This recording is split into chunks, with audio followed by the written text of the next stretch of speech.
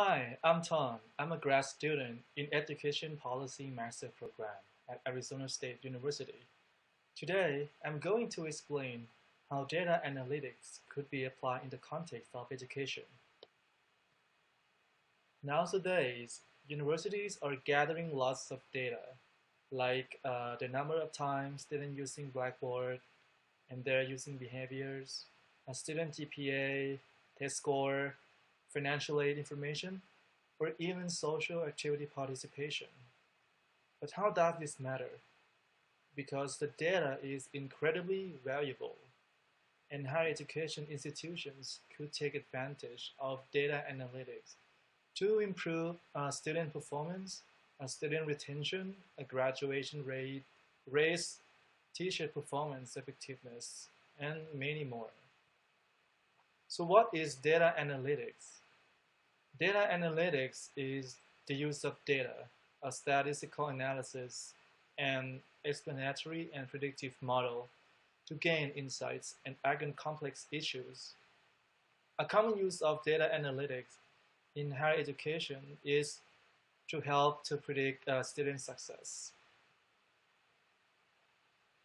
Mary Lou Fulton Teacher College is one of the best schools of the education in the States and strives for its excellence in improving the quality of graduates and aims for increasing the number of qualified K-12 teachers. Like this year, they aim for 25%. However, not all graduates could be able to get a job. So this is the motivation for me to explore how can we use the data analytics to predict the likelihood of teachers college students to be employed. So data analytics will help us to identify patterns of students who are likely to get a job. So we will be able to use some data like student cumulative GPA in their freshman year to predict the probabilities. So if we have a student who has lower grade in their freshman year, if we have, if we have a student who have lower grade and tend not to get a job, academic advisor and faculty member could give them support and improve their capabilities at the early stage.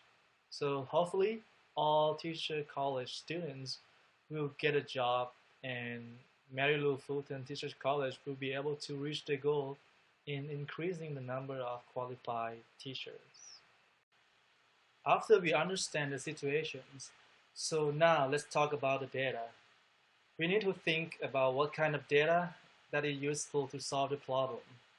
Like in this case, demographic information, course taking behaviors, student GPA, student grade in professional knowledge, student grade in subject knowledge, club organizations participation, or other campus engagement are useful data for prediction.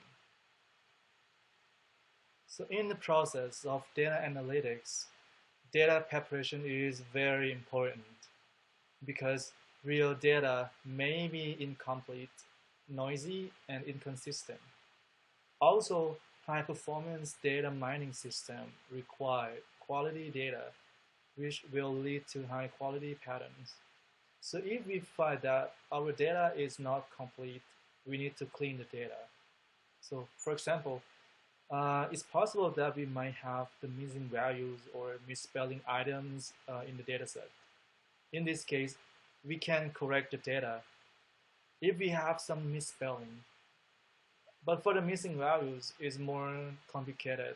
We might need to identify the types of missing data, then see what we could do with them. Sometimes we might need to eliminate the missing values from the dataset.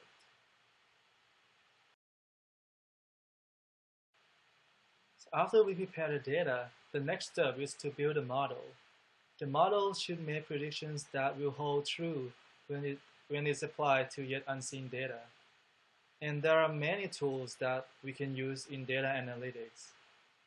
In order to predict the probability of teachers college students to be employed after graduate, we use a logistic regression as a tool to build a predictive model. I use logistic regression because it could describe the relationship between a response variable and one or more predictor variables. And more importantly, logistic regression should be used when there is a binary response variable. For example, yes, no, graduate or not graduate, donate or not donate, getting a job or not getting a job, something like that. Okay, let me talk a little bit more about how logistic regression works. Logistic regression makes its predictions using probability.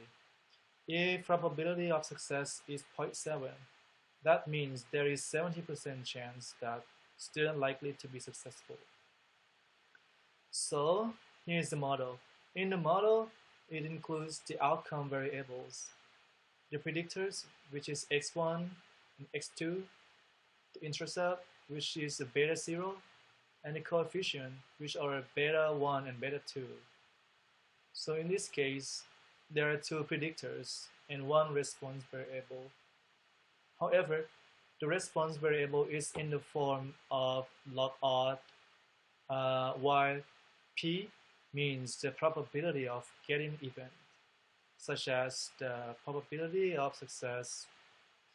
And this sounds to be too complicated. However, I'd like to show you example of the model in our issues. So I define P in the analysis as the likelihood of student to get a job. So I have three predictors. So x1 is gender, x2 is GPA in freshman year, and x3 is the number of organizations or clubs that students participate. So the model looks like this, and there are three predictors. And it looks like sex had a big influence, and club seems like having a negative effect.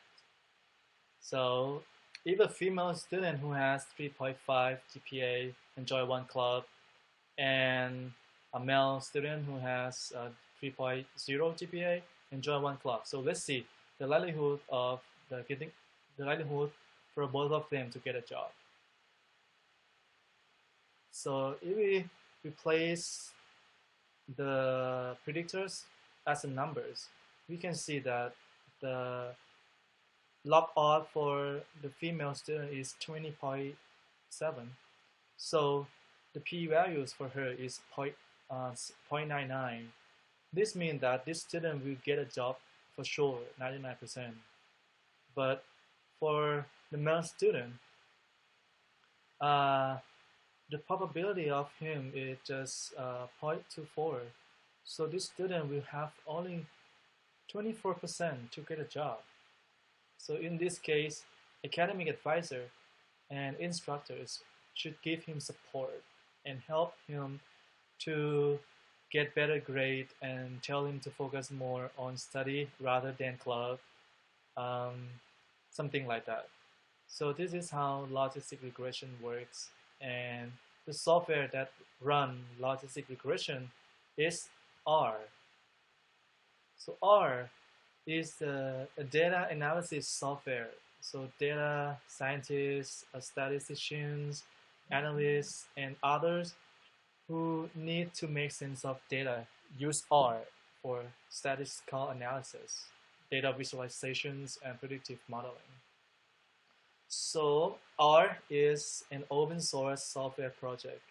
So not only this means that you can download and use R for free, but the source code is also open for inspection and modification to anyone who wants to see how the methods and algorithm work under the cover. And they have an amazing user community that will support all new users. However, R is a programming language, so in order to run the analysis, you need to know how to write the code. So it requires a lot of learning about how to use this program. But it's worth it to learn because R is a great tool, especially for data analytics. So now let's talk about the challenges in using data analytics to solve our issues. So ASU is the institution that uses data analytics to gain insights and act on complex issues. But it's not necessary that Amarillo Fulton Teachers College faculty and staff will be familiar and use data analytics in their works. So I think the first challenge is how can we make faculty and staffs in Teachers College to aware of the benefits of using data analytics, and how can we raise the awareness of the issue. So the possible solution could be developing the learning community that faculty who are specialized in stats or data analytics can share and talk about how use data analytics, how is it important, and how and teach each other. So also the enacting of policy in the issue will increase the awareness of helping all the teachers college students to get a job and reach the goal in increasing the number of qualified teachers. Another challenge could be data preparation. How can we get high quality data set? How can we get the data set that has no or less missing values, spelling correctly, and all are consistent? So to solve the problem, we can do something like remove duplicates, remove empty or broken records, check the dataset for strange outliers. So check the dataset for completeness in order to make sure that we have high quality dataset to create a good predictive model. And the last thing that I want to talk today is about the privacy and ethics implication when we want to create a model to predict the likelihood of students to get a job. So privacy and ethics are one of the major concerns of doing data analytics. So in our study, we need the demographic information of students. We need their GPA, social club or campus engagement data, also the employment information, which all of these data are private information. So anonymization could become impossible. However, it could be the issue if we have the unethical actions based on the interpretation of the analysis. But in our study, we aim to help students who are unlikely to get a job to have more capabilities to get a job. So we do not aim to discriminate our students and treat them differently. So the goal is to help all of our students to have the same opportunity in the future. So I think this project is not risky for privacy and ethical issues.